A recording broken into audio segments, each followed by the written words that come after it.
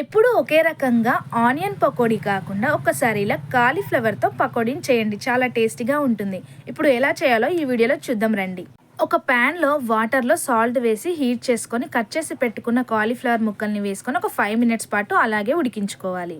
ఇప్పుడు ఒక బౌల్లోకి 1 కప్ శనగపిండి అలాగే హాఫ్ కప్ వరకు కార్న్ఫ్లోర్ వేసుకున్న తర్వాత టేస్ట్కి సరిపడ కారం అలాగే ఉప్పు కొంచెం పసుపుని కూడా వేసుకోవాలి. తర్వాత కొంచెం గరం మసాలా వేసుకొని వాటర్ వేసుకొని లంప్స్ లేకుండా కలుపుకోవాలి.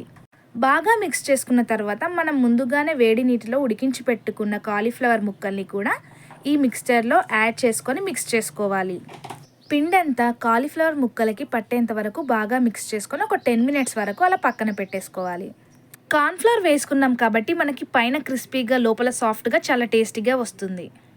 ఆయిల్ హీట్ అయిన తర్వాత అందులో మనం మిక్స్ చేసి పెట్టుకున్న కాలీఫ్లవర్ ముక్కల్ని 1 బై 1 వేసుకొని ఫ్రై చేసుకోవాలి. మంచి గోల్డెన్ బ్రౌన్ కలర్ వచ్చేంత వరకు ఫ్రై చేసుకుంటే సరిపోతుంది. అలాగే అన్నిటినీ కూడా ఫ్రై చేసి పెట్టుకోవాలి. ఫ్రై చేసుకున్న తర్వాత ఒక సర్వింగ్ బౌల్లోకి తీసుకొని సర్వ్ చేసుకొని తినేయచ్చు. ఈవినింగ్ టైంలో స్నాక్లా చాలా బాగుంటుంది. టీ టైంలో తినేయచ్చు. చూసారు కదండి, ఎంతో సింపుల్గా మనం జస్ట్ 20 మినిట్స్ లోపే ఈ కాలీఫ్లవర్ పకోడీని చేసుకోవచ్చు. చాలా సింపుల్ అండ్ టేస్టీగా చేసుకోవచ్చు. మీరు కూడా ట్రై చేయండి. వీడియో నచ్చితే లైక్ అండ్ షేర్ చేయడం మర్చిపోకండి. Subscribe for more videos.